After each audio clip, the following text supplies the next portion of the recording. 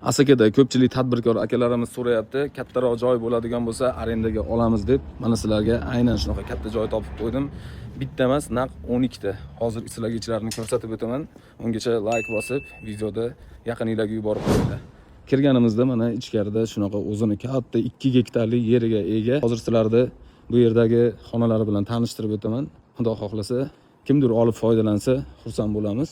Bu tomonga burilganingizda mana har bitta turgan binolar nima maqsadda foydalanadigan bo'lsa beriladi va o'ziga bu tomonlardan ham joy olib, naveslar qilib, farmoyish qilib foydalansanglar bo'ladi. Bu yerda svetlardan umuman muammo yo'q. Ikkita liniya kelgan va orqa taraflarini ko'rsatib o'taman. Joyimizda jami 1000 tonnalik meva sabzavotlar uchun zimaleta xolodilniki bor, foydalansanglar bo'ladi.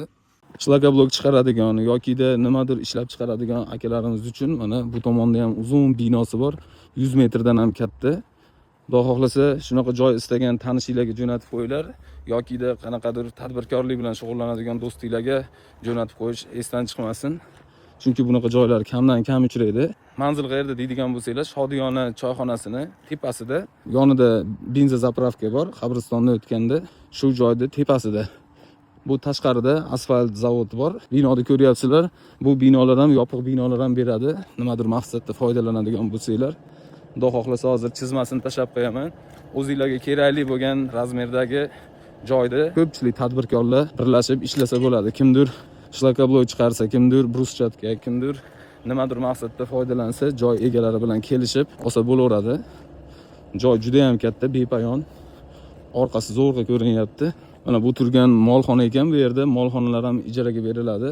Xohlasa molxonani yig'ishtirib turib, o'zini maqsadida foydalansa bo'ladi.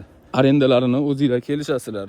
Qanaqadir ishlab chiqarish qiladigan bo'lsanglar ham egalariga farqi yo'q. Shu yerda kelib zo'r qilib yurgizsanglar bo'ldi. Mana bu ko'rib turgan binolar ham hammasi arendaga beriladi.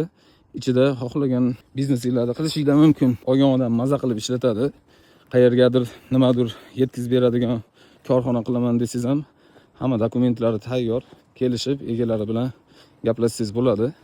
Ichlariga keladigan bo'lsak, bu binolarimizni shunaqa o'zini katta joy bilan stanoklaringlarni olib kelib, bemalol ishlataverasizlar. Ichkarigacha mashinalar kiradi. Bu joylar ham arendaga beriladi. Bu bino yonidagi navesdagi hammasi nimaki narsa kerak emas bo'lsa, egalari tomonidan sizlarga olib tashalanadi. Qaysidir tadbirkorlar olib shu yerda kelishib ishlasa, biz xursandmiz. Pastda egasining nomerini qoldiryapman. Bemalol telefon qilib egasidan to'liq ma'lumot olishingiz mumkin. Sog' bo'linglar.